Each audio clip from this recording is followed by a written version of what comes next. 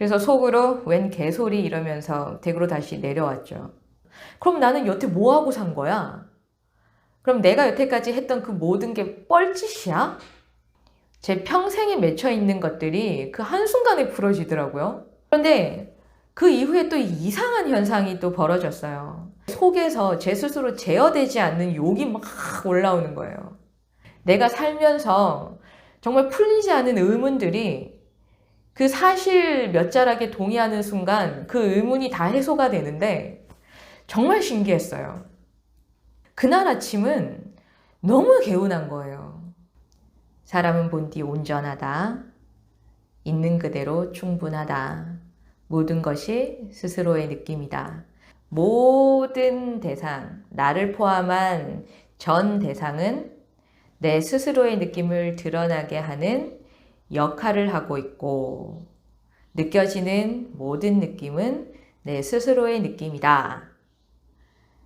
안녕하세요. 다사람 여러분. 오늘도 어김없이 여러분을 찾아뵙습니다. 오늘은 야외가 아니에요. 그 스튜디오에서 앞에 이렇게 조명을 받으면서 영상을 찍어보고 있는데, 이 스튜디오는 저희 삼촌께서 만들어주셨습니다. 바닥공사, 벽면공사, 전체적으로 몇 날 며칠에 걸쳐서 공사를 해주셨는데요. 삼촌, 다시 한번 감사합니다. 사랑합니다. 네, 지난 시간에 제가 이제 암 수술을 받는 과정에서 일어난 일들, 그리고 이제 수술 이후에 항암 치료를 받는 과정에서 제가 더는 항암 치료 못 받겠다라고 하면서 치료 중단 선언을 하는 것까지 여러분들께 이야기를 들려드렸는데요. 여러분들 보신 분들 중에서 정말 저거 정신 못 차리고 사는구나, 이런 느낌을 가지시는 분들도 계시지 않았을까 합니다. 오늘 이 시간에는요, 그 이후 치료 중단을 하고 집으로 돌아왔겠죠? 집에 있으면서 제 나름 이것저것을 하는 과정에서 제 삶에 엄청난 계기점 하나가 만들어집니다. 그 과정까지 한번 이야기를 들려드리도록 하겠습니다.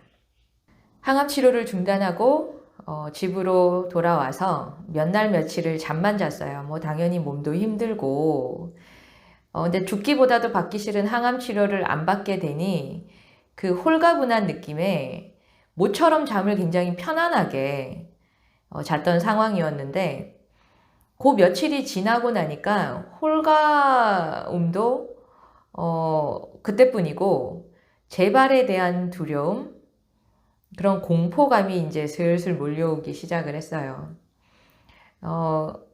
그리고 앞으로 병원 치료를 중단했으니까 어떤 걸 하기는 해야 될 텐데 뭘 해야 할지에 대한 그런 막연한 느낌? 아무 계획 없이 그냥 받기 싫다라는 그 느낌대로 저 항암 치료 못 하겠습니다 하고 나온 상황이었기 때문에 앞날에 대한 그런 두려움, 염려, 그런 부분들이 또 상당히 커지게 된 상황이었고요. 그 과정에서 제가 할 수 있는 거는 당연히 운동, 식단 조절, 그리고 몸에 좋다는 것들, 챙겨 먹는 거, 그 다음에, 기존에 하고 있었던 어떤 이런, 불안함, 두려움, 이런 것들을 다스리기 위한 어떤 방편들을 활용해서, 그렇게 살아가는 정도가 제가 할 수 있는 전부더라고요. 그러고 있던 중에 어느 날 인터넷 서핑을 한참 하고 이것저것 둘러보고 있는데 어떤 카페에 글귀 하나가 제 온 마음을 사로잡았는데요. 그 글이 별 내용은 없었지만 굉장히 따뜻하게 느껴졌고 오묘하기도 하고 눈길이 한참 머무는 그런 글이었어요. 그래서 저도 모르게 그분의 블로그를 타고 들어가게 됐는데 그 블로그에는 지금 와서 느끼면 당연히 그 엄청난 이야기들이 거기 이렇게 쓰여 있었어요. 그때는 그게 엄청난 이야기인지 전혀 알 수도 없었고, 어쨌든 글 하나하나를 보는데 너무 새로운 느낌인 거예요. 낯설기도 한데 전혀 제가 살아온 평생 들어보지 못한 이야기가 거기 다 쓰여져 있었어요. 그래서 뭔가 홀린 듯한 느낌으로 몇 날 며칠 그 블로그를 탐색하기 시작을 했죠. 그래서 그 글 하나하나를 읽을 때마다 요거는 내가 평상시에 느꼈던 느낌하고 너무 비슷한데? 나하고 이런 비슷한 류의 느낌을 느끼고 사는 사람이 여기 또 있었네? 근데 그 글을 가만히 이렇게 읽다 보니까 나와 비슷한 류의 사람들이 제법 많다라는 그런 느낌의 글들이 많이 있어서 굉장히 궁금해지기 시작을 했어요. 그러고 있는 찰나에 그 블로그 그 대문에 이 블로그에 있는 글들을 읽어보고 나서 어떤 작은 느낌이라도 있다면 망설이지 말고 전화를 주세요 라는 그 글이 쓰여져 있었어요. 전화번호와 함께.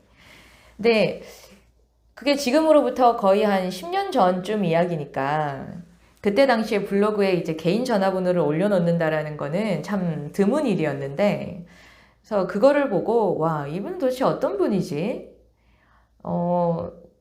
참 대단하다. 용기 있는 분이다. 그런 느낌과 더불어 뭔지 모르지만 이분의 전화번호를 저장해야 되겠다라는 느낌 때문에 저장을 해놓고 저는 기존에 제가 하던 것들에 대한 그런 움직임을 계속 가져갔죠. 뭐 방편들을, 어떤 이 현실을 잊기 위한 방편들 또는 내 차원을 높이기 위한 어떤 그런 방편들을 계속 활용을 하고 있다가 어느 날 그 지인으로부터 연락이 왔는데 대전에 어떤 깨달았다라는 분이 계시다라는 거예요. 그래서 뭐 이것저것 어떻게 살아야 되나 고민하고 있던 찰나니까 그래 가면 재밌겠다. 무슨 이야기 하나 한번 들어보고 싶다. 이런 느낌에 찾아갔죠. 그래서 이런저런 이야기를 이렇게 듣고 있는데 당연히 제가 힘든 어떤 상황에 대해서 이야기를 했겠죠. 그랬더니 그분이 하시는 말씀이 제가 사방밖에 못 봐서 이런 힘든 처지에 있다는 거예요. 그래서 사방밖에 못 봐서 제가 이렇다고요? 라고 했더니 그렇다. 사람이 살면서 인의예지신을 철저하게 지키고 모든 상황마다 그것에 어울리는 경우의 수를 다 느끼고 살아야 된다는 거예요. 참, 그 말을 듣자마자 가슴이 갑갑해지고 답답해지더라고요. 그리고 속으로 이런 느낌이었어요. 내가 여태까지 내 삶을 쭉 돌아보면 어떤 한 가지 일을 하기 위해서 몇 날 며칠 고민을 한 게 그 일어나지도 않은 많은 경우의 수들을 헤집고 살다가 지금 이 지경이 됐는데 아니 여기에서 더 많은 경우의 수를 느끼고 살아야 된다라고 한다면 나는 못하겠다. 그렇게 살 바엔 차라리 죽는 게 낫다. 그리고 그런 이야기를 하는 사람이 곱게 보이지 않더라고요. 그래서 속으로 웬 개소리 이러면서 댁으로 다시 내려왔죠. 그때도 뭐 자가도녀를 뭐 하루에 6, 7차례 하고 있었을 때니까 대전까지 가려면 그 자가도녀 할 수 있는 모든 것들을 챙겨서 올라가서 어느 화장실 기퉁이에서 그 상황을 처리를 해야 되는 그런 것까지 감내하고 올라가서 들은 이야기가 그런 이야기이다 보니까 그렇게 참 말도 안 된다라는 그런 느낌에 휩싸여 있다 보니까 제가 그 블로그를 몇 날 며칠 봤을 때 그때 참 오묘하면서도 와, 나 같은 느낌을 느끼고 있는 사람들이 있다니 신기하다. 마치 뭐에 홀린 것처럼 자지도 않고 그 글들을 막 봤으니까 제게 뭐 많은 느껴지는 느낌들이 있었겠죠. 그 블로그에 다시 들어가서 거기 있는 글들을 읽고 싶어지더라고요. 그 느낌도 참 신기했어요. 그래서 블로그를 들어가서 다시 글들을 읽어보고 그래서 안 되겠다. 이분께 전화를 한번 해보자. 라고 해서 전화를 걸었습니다. 원래 저는 낯선 사람들하고 이야기도 잘 안 하는 굉장히 내향적인 성향의 사람이었거든요. 그때 당시만 해도. 그런 제가 아주 모르는 사람한테 전화를 그렇게 건다는 거는 거의 있을 수 없는 일이었는데 너무 답답했던 나머지 전화를 걸 수밖에 없었어요. 그리고 그 글들이 너무나도 내 느낌과 비슷했기 때문에 나와 같은 이런 느낌을 갖고 사는 사람하고 대화도 나눠보고 싶고 아무튼 저답지 않은 행위를 그때 했었어요. 전화를 걸자 신호음이 몇 번 울리고 남자분이 받으셨는데 그분이 지금 저와 같은 이런 활동을 하고 계시는 미소님이라는 분이셨는데요. 그래서 그 블로그 내용에 대해서 이런저런 이야기를 나누었어요. 당연히 뭐 전화도 무지 반갑게 받아주셨지만 전화 통화하는 내내 이분을 마치 제가 평생에 알아온 분 같은 그런 아주 친근한 느낌? 그게 굉장히 놀라웠고 이런저런 대화를 나누다 보니까 나와 같은 사람들이 굉장히 많이 있다라고 하시더라고요. 그래서 그러면 너 만나보고 싶다. 또 모임이 있다라고 하셔가지고 나름 용기를 내서 그러면 나도 그 모임에 한번 나가보겠다 라고 하고 그 모임이 그 열리는 날 맞춰서 이제 움직이게 됐죠. 그 모임이 열리는 그날 당일날 아침 눈을 딱 떴는데 그때 당연히 뭐 왼쪽 다리 미세신경도 끊어져 있고 자가동요도 하고 수술하고 나서 얼마 되지 않은 상태에서 뭐 몸 안쪽 상황도 매우 좋지 않은, 그러니까 늘 몸이 무겁고 개운하지 않는 그런 느낌이었는데 그날 아침은 너무 개운한 거예요. 제 평생 제가 이제 인식하기에 그렇게 개운한 느낌으로 아침에 눈을 뜬 거는 몇 번 없는 일이었는데 그날 아침이 그랬어요. 그리고 그 모임 장소에 가기까지 정말 놀라울 정도로 내 앞에 가로막는 게 하나도 없는 느낌?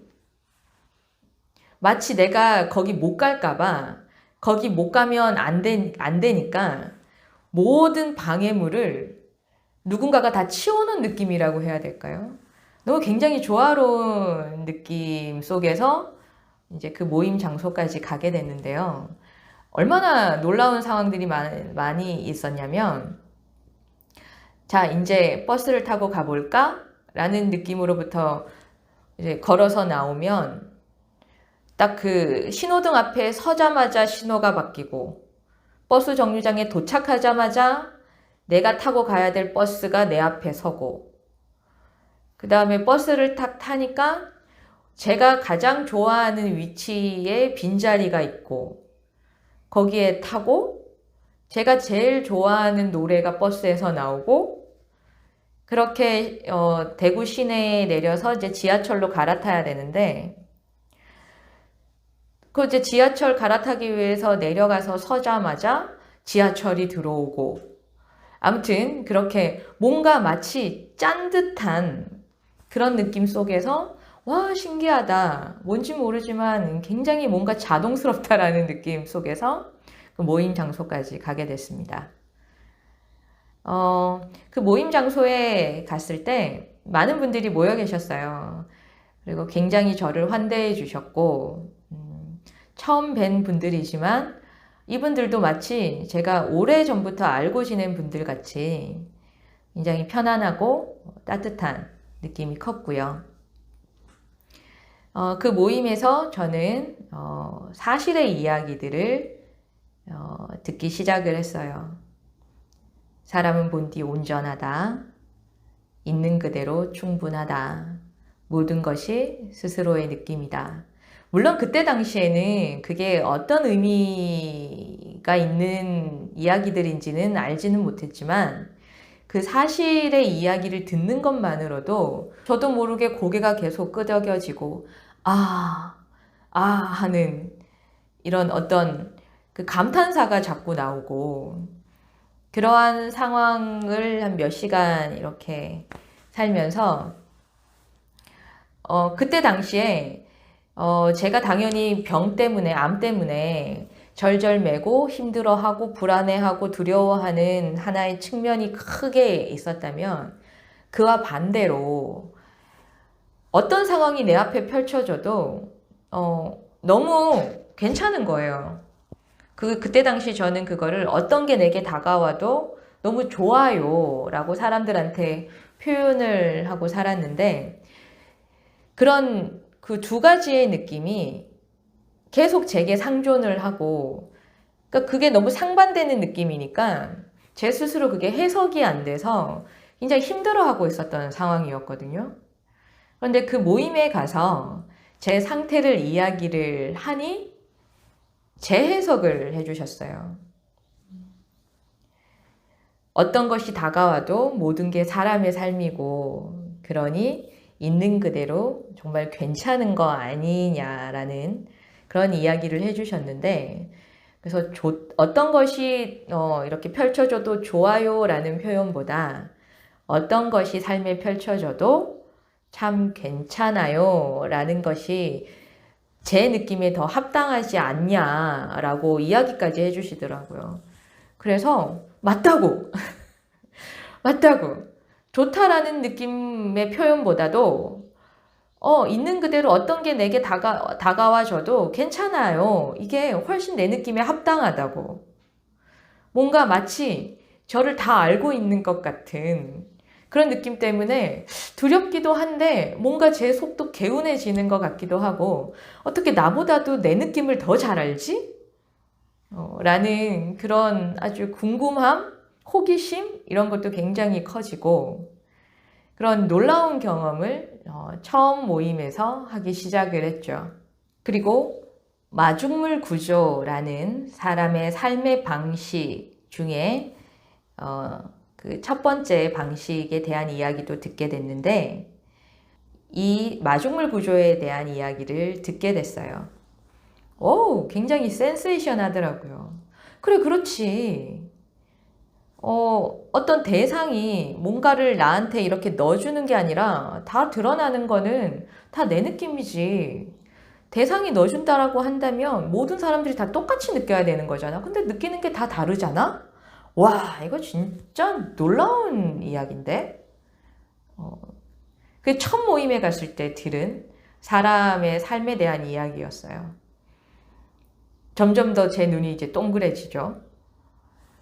제 느낌을 저보다도 더 잘 아는 사람들이 모여있고, 그 다음에 심지어 듣도 보도 못한 사람의 삶의 그 방식에 대한 이야기까지 해주시니까, 그런데 들어보니까 너무 맞는 이야기들인 거예요. 충격적이었죠. 네. 다른 한편으로는 그 어마어마한 이야기를 받아들일 수가 없더라고요. 난 여태까지 대상 탓 아니면 내 탓을 하고 살았고 이게 너무 힘들어서 다른 거를 찾아다니면서 뭔가를 하려고 애를 쓰면서 살았는데 나를 포함한 전 대상이 마중물에 불과하고 드러나는 모든 느낌은 내 스스로의 느낌이다 라는 이 사실을 듣게 되니까 그럼 나는 여태 뭐하고 산 거야? 그럼 내가 여태까지 했던 그 모든 게 뻘짓이야?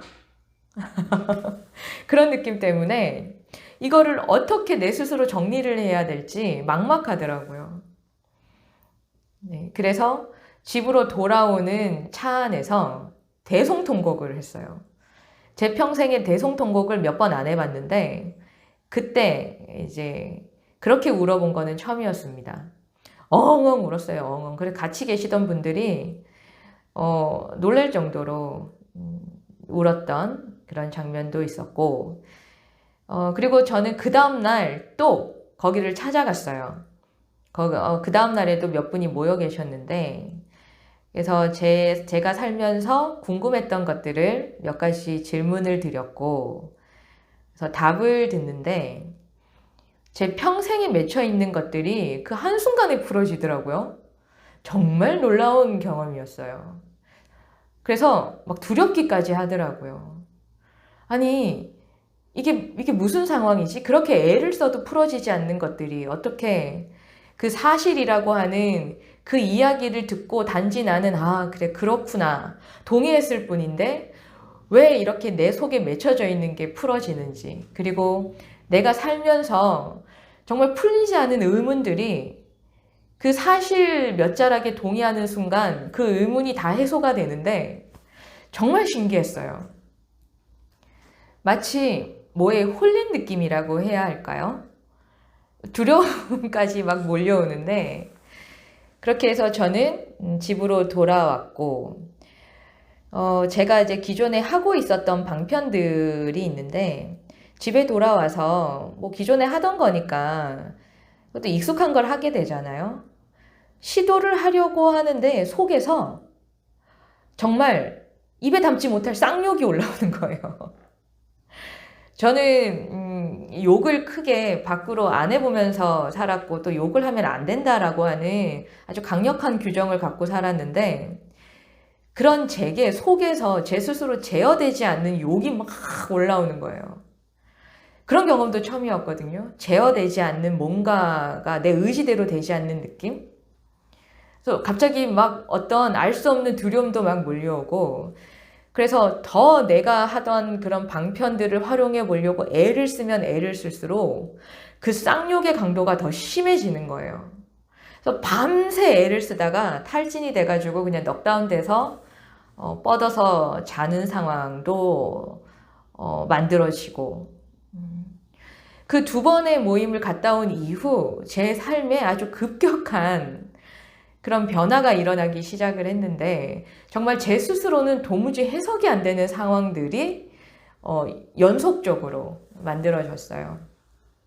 근데 제가 알고 있는 대로 이제 뭐 저는 해석을 할 수밖에 없으니까 그래 뭔가 내가 단단히 어떤 거에 홀려서 온 걸 거야.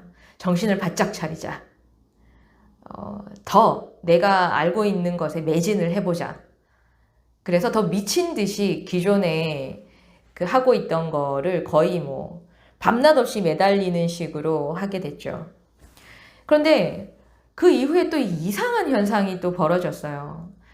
제가 그 어떤 그 활동을 하고 있었으니까 이전 방식의 그런 방편들을 통해서 살고 있었을 때 만났던 사람들이 많았겠죠.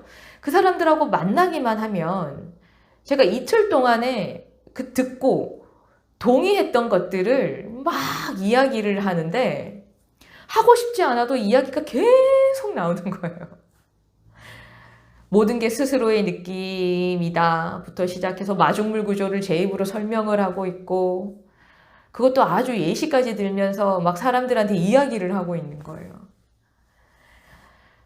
그 집으로 돌아오면 내가 지금 뭐 하는 짓이지? 이러고 있고 그런데 더 놀라운 거는 제 이야기를 듣는 사람들이 제 이야기에 너무 동의를 한다는 거예요. 굉장히 적극적으로. 그래, 그렇네. 너무 맞네. 야, 듣기만 해도 뭔가 내 시야가 밝아지는 것 같다. 뭐 이런 이야기들을 하니까 저는 어이가 없죠. 제가 뭐 뭔가 정확히 알고 있는 상황도 아니고 단지 이틀 동안에 가서 아, 그래, 그렇구나 라고 제 스스로 동의하고 고개를 끄덕였던 그 몇 가지 안 되는 사실을 제 입으로 막 이야기를 하고 있는데 그거에 대해서 들은 사람들이 오히려 막 그게 막 맞다고 막 동의를 하니까 그래서 저는 매우 혼란스러웠어요. 아무것도 제 스스로 해석할 수 있는 것들이 없어서 또 다른 의미의 굉장히 혼란스러움을 맞이하고 갈피를 못 잡는 상황 속에서 생전 처음 느껴보는 방황이라고 해야 할까요? 뭐 기존에 늘 느껴왔던 혼란스러움은 뭐 항상 내 탓, 니 탓, 상황 탓 해가면서 미래에 대한 걱정, 뭐 두려움, 염려, 과거에 대한 후회, 반성, 그래서 앞으로 어떻게 살아야 할까? 그런 것에 대한 혼란스러움이었다면 새롭게 느끼는 이 혼란스러움은 기존에 내가 알고 있던 것하고 뭔가 새로운 것을 알게 되면서 그 두 개가 상충하는 것에서 오는 혼란스러움이라고 해야 할까요? 지금에는 그게 어떤 상황인지 너무나도 제 스스로 재해석이 되지만 그때 당시에는 그냥 단순히 새로운 느낌의 혼란스러움이다 라고 밖에는 해석이 되어지지 않았어요. 당연히 그 과정이 기존에 알고 있던 헛되기를 부여잡고 대상의 노예로 살던 그런 느낌에서부터 사실을 만나게 되면서 그런 삶이 아닌 다른 삶이 있다는 것을 알게 되면서, 그러니까 거대한 착각의 때문에 사실을 만남과 동시에 균열이 가는 그 시작점에서의 혼란스러움이다라는 것을 지금은 너무나도 알지만, 그래서 그때 그 과정에서는 그게 저를 또다시 방황하게 만드는 요인이기도 했었습니다. 그래서 본의 아니게 한 몇 개월의 방황기를 또 거치게 되었습니다. 오늘은 여기까지 말씀을 드리면서 마무리하도록 하겠습니다. 감사합니다.